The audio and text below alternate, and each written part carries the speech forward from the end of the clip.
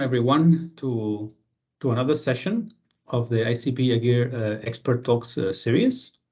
Today we have with us Filippo Gavazzeni, the head of the Milan Urban Food Policy Pact Secretariat from the city of Milan in Italy. Good afternoon, Filippo, and many thanks to be today with us. Good afternoon, my pleasure.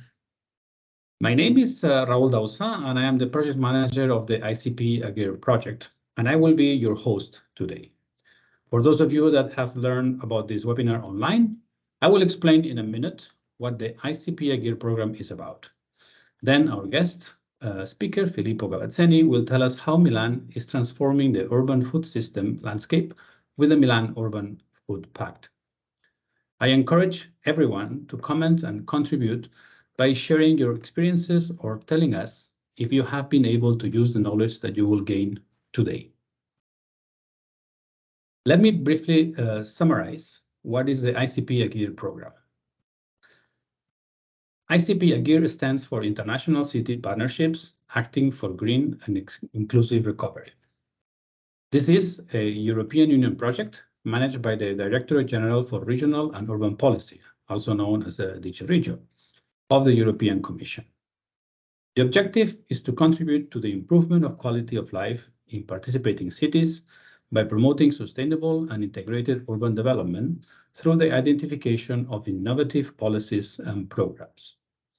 The project consists of 14 different city partnerships between EU and non-EU cities from Canada, South Africa, Singapore, South Korea, and Taiwan.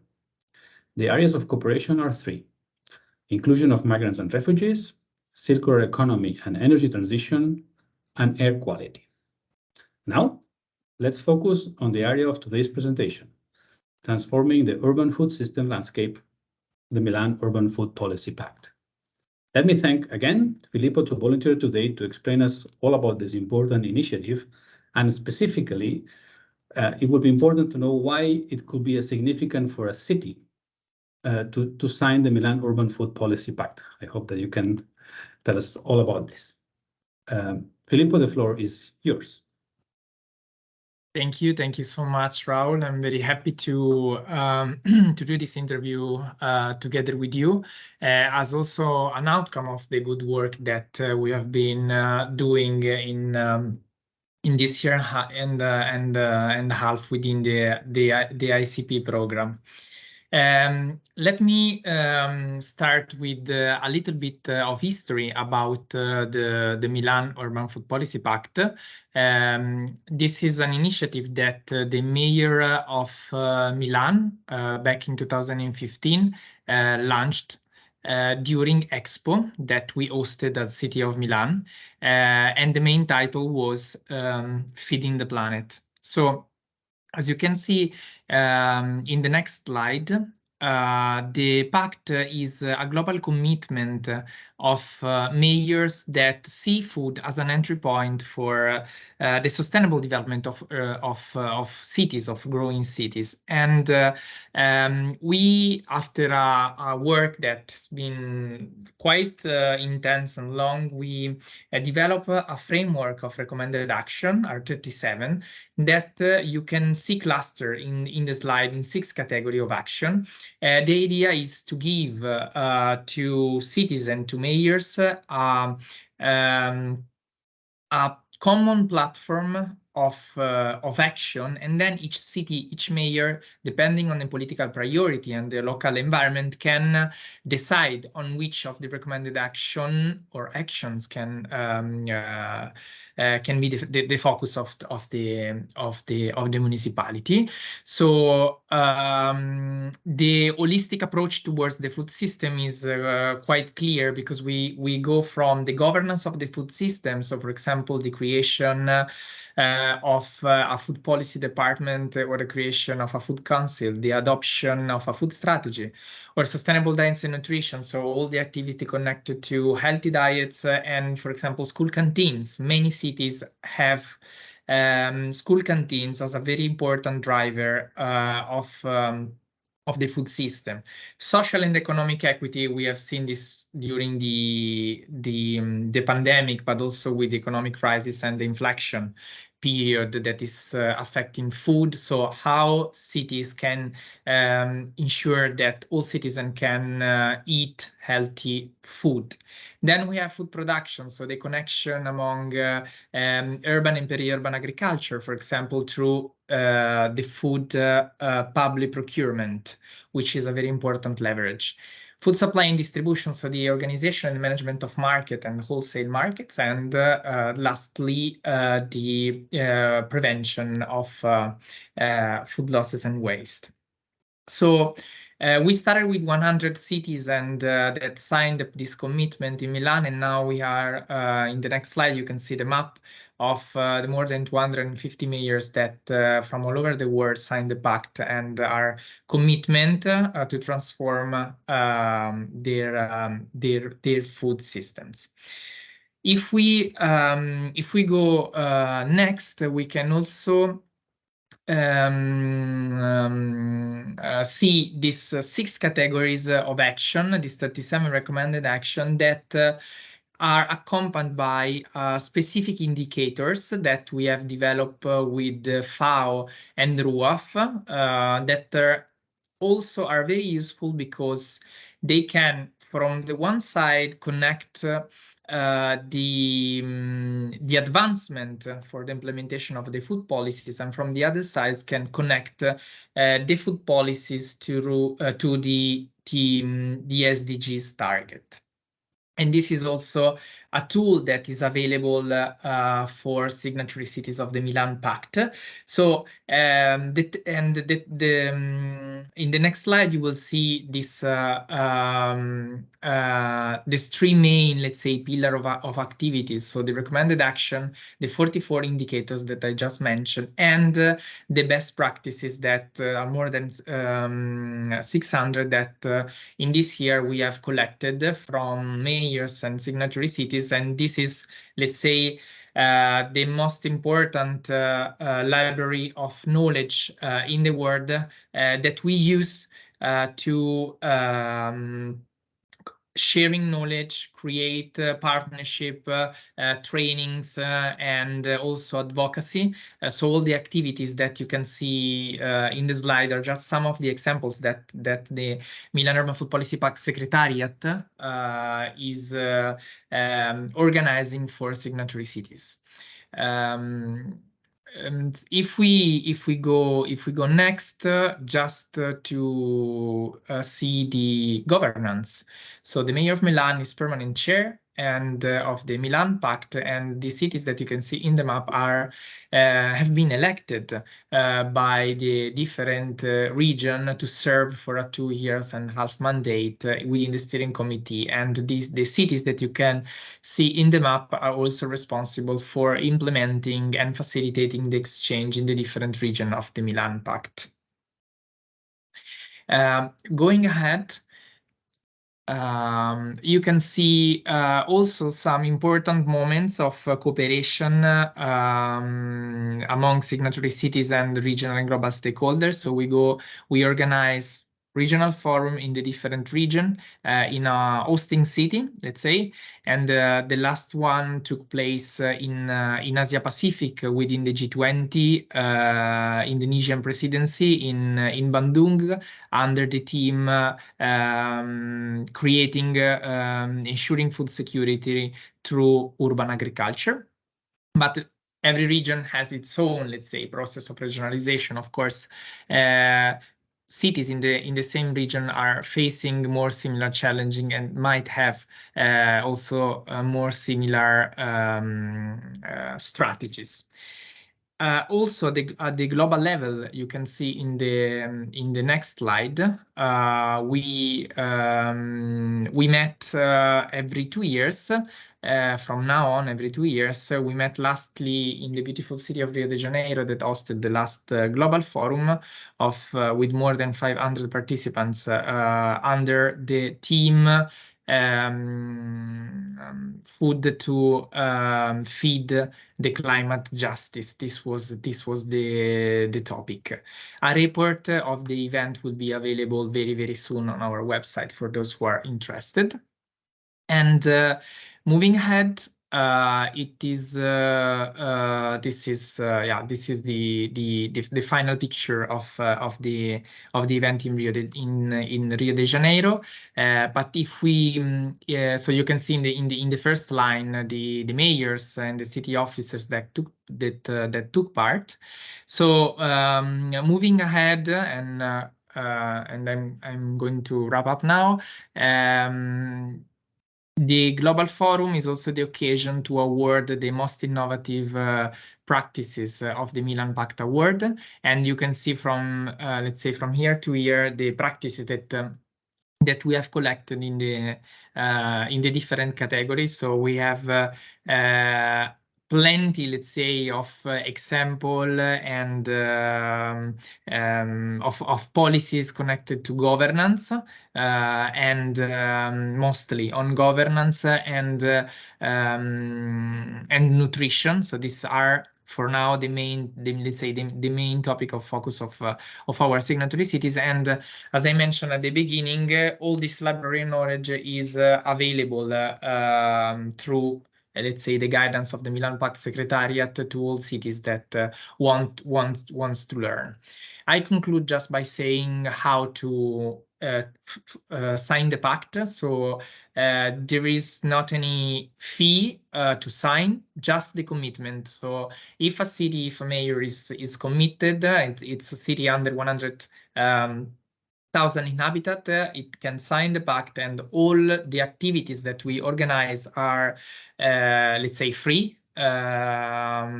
So a city has not to pay, but simply, let's say, show their commitment in transforming in this network the food system. They can be learner, or also they can, let's say, explain what they have implemented. Never mind, they can just learn, or they can just, let's say, showcase, or both. So any cities that is interested can contact the Milan Pact Secretariat to the contacts that you can see in the slide. That was very interesting, Filippo. Many thanks, and I guess that all the cities that may be watching us will go directly to the website if they are not already in the pact, and get some information and hopefully sign for the pact, because I think you already gave us a very good reasons of why a city should do so. We have a few more minutes, and I have a couple of questions. I wanted to see if you could give us some tangible examples of what cities are undertaking in their own contexts. Yeah. Okay, so I can give you a couple of examples, two examples from the global North and global South, two cities that recently won the award in two different categories. Just to give two, let's say, insightful example.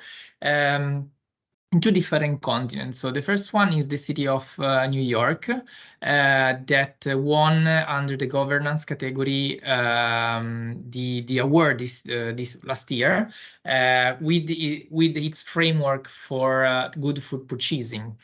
So this is an ongoing practice that is involving 15 different departments of the city, and this is really an interesting part of the project, because well, we all know working what it means working with within municipalities. So the program has been able to involve 15 different departments of the city. And they started, let's say, from the assumption that the city of New York spends $500 million on food every year. So they serve around 230 million meals to their citizens in food system infrastructure, so schools, hospitals, for, let's say, homeless shelter, food pantry, and so on. So the city of New York published this city guide goals and strategy to implement this good food purchasing program. And it is basically a transparent let's say, mechanisms to tracking food purchases from the municipalities and monitoring the performance every year on data that relies on three metrics that are nutrition, local economies, valued workforce, environmental sustainability, and animal welfare. So this has been very insightful, and this is why it's under governance, because this framework is applying to the different department and the different food system infrastructure with a unique scheme for public food purchasing. And this is very relevant because if a city as a whole, let's say, decided to buy certain food with certain criteria, then the leverage is very powerful also to shift the way in which food is produced. A second example that I would like to give you comes from the city of Addis Ababa with the visionary mayor Adanecha Abebe that decided to start with a pilot project in 2019 a new program providing school meals. Directly, let's say, organized by the municipality. So they started with a pilot project, and now 500,000 of primary school students are served with a free public meals. And this is a very huge effort, starting, let's say, from zero. And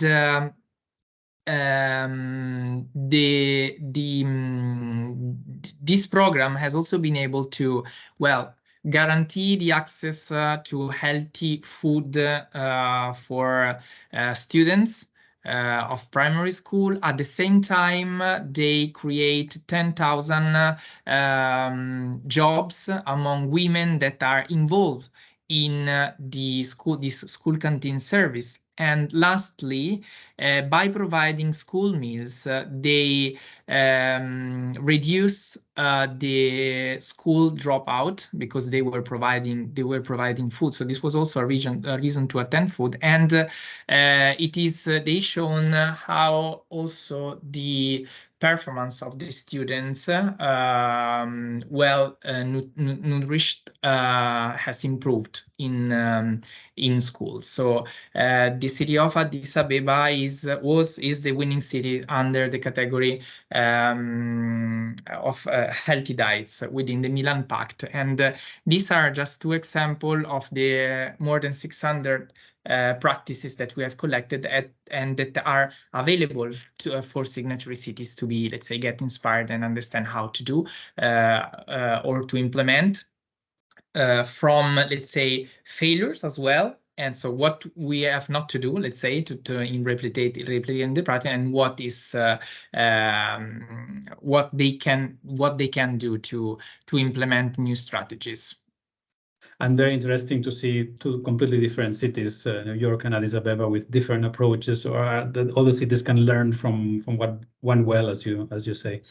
That's very good. We will wrap up with the last question. You mentioned the Secretariat of the Food Pact is starting this big regionalization process, and actually you are participating in the ICP program and the IURC program with Asian cities. Could you tell us more about what kind of activities you are developing in the region in Asia? Yeah. Yes. So I would start by thanking, let's say, the European Commission for the opportunity that they gave us, because we applied to the ICP program and also to the IURC, and we get involved. And this was a very, very important opportunity for us to strengthen the participation of Asia Pacific cities in the Milan Pact, and also to in a way to continue the effort. That means that also once the project will ended, through this commitment, let's say within the Milan Pact, we will able to upscale, let's say, what we have achieved with these programs, and stay, let's say, continue the cooperations with the cities that was our primary, let's say, exchanging cities, but also with other cities. So, for example, through the ICP, we have already completed the two, let's say, field visit in Milan and Singapore, and we are still working together. We will continue working together, and soon a very important and big delegation from the city of Singapore. We will come, let's say, again in Milan because they want to know more, let's say, and they also open, let's say, the floor to different ministries and departments to come to Milan, and we will be very happy to keep transferring and exchanging knowledge. Also, with the IURC, we have been able to, of course, to exchange knowledge with the city of Bangkok. We are working with them on food waste, so on circularity and on governance, so to develop a strategy for Bangkok, and with Chiang Mai on food production.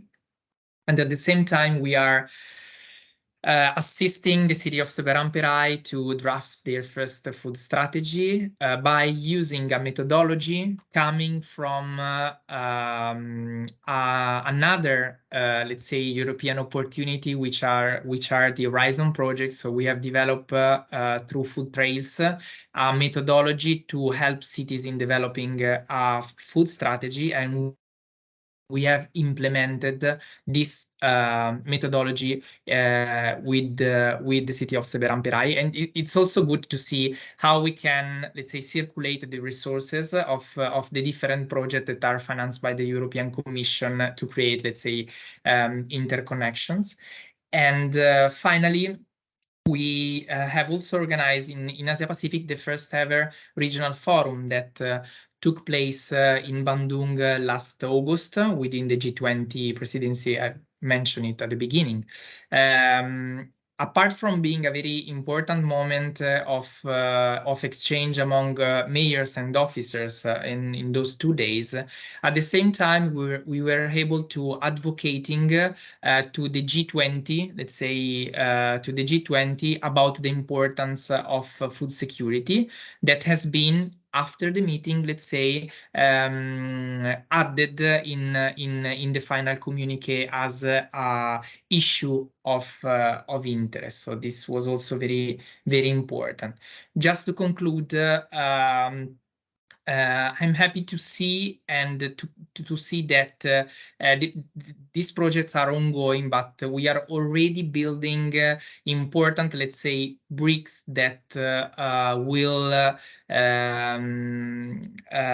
make, let's say, this exchange continuing also after the program. And I think this is through the Milan Pact. This is also a very important achievement of our cooperation. So thank you so much.